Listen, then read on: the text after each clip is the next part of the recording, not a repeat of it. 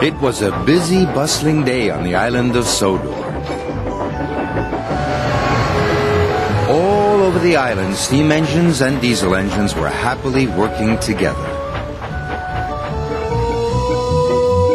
Sir Topham Hatt came to see Thomas.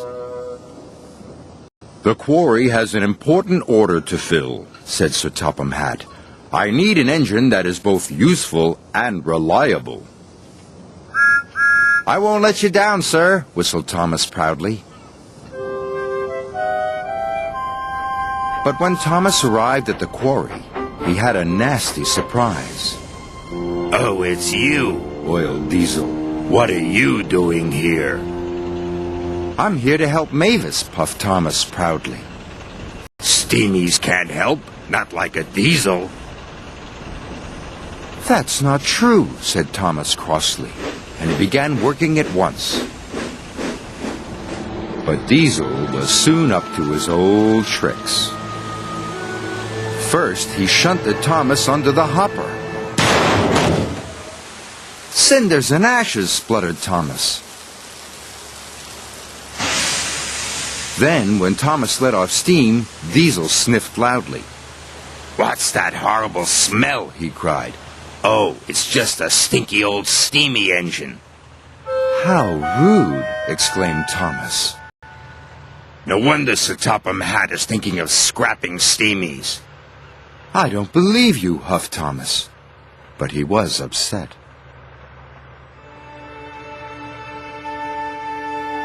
That night, Thomas stayed at the quarry. But he couldn't sleep. "What if Diesel is right?" Thomas said sadly. "What if Sir Topham Hatt scraps all of us?"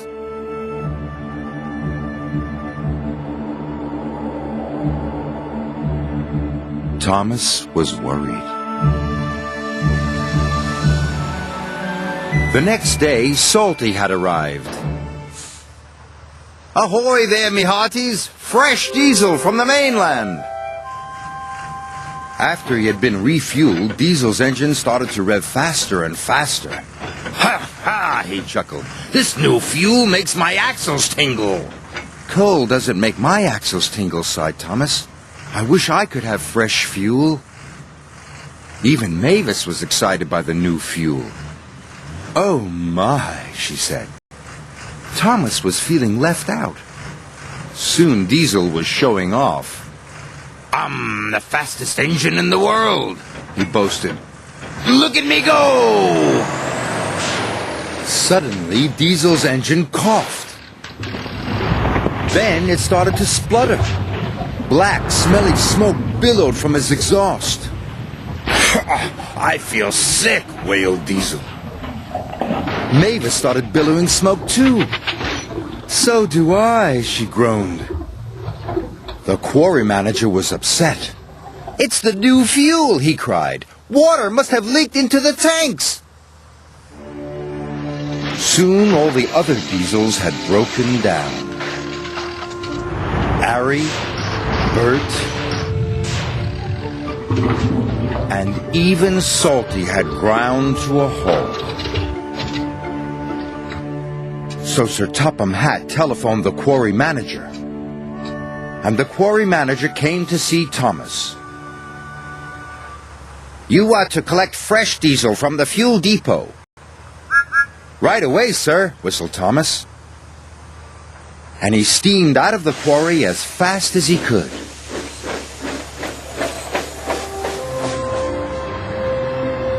At last, he arrived at the fuel depot. "Give me all the clean fuel you've got," Thomas cried. "This is an emergency." "We'll soon have you loaded," said the workman.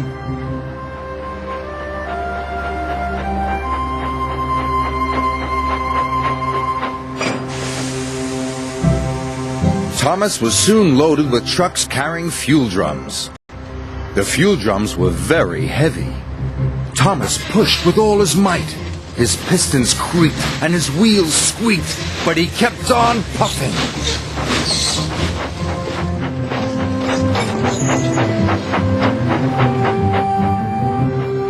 Thomas trundled all over the island with fresh fuel for everybody. For Salty, for Ari, and for Bert.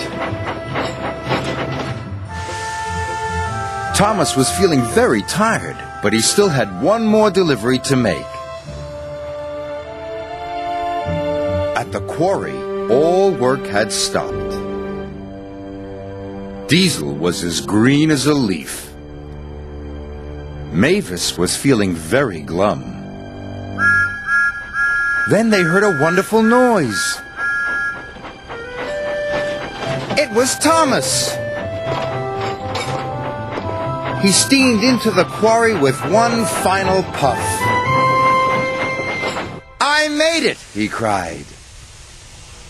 Mavis and Diesel had all the bad fuel drained out of their engines, and all the good clean fuel poured in. Marvelous, sighed Diesel. Thank you, Thomas, purred Mavis. Soon the quarry was clattering with the sound of work.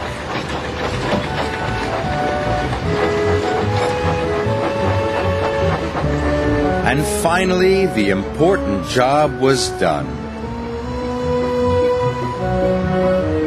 Sir Topham Hatt arrived on board Percy. Well done, Thomas, boomed Sir Topham Hatt. You have saved the day. You are a really useful engine, and a credit to the railway. Thank you, sir, puffed Thomas proudly. And even Diesel had to admit that Thomas is a very special engine.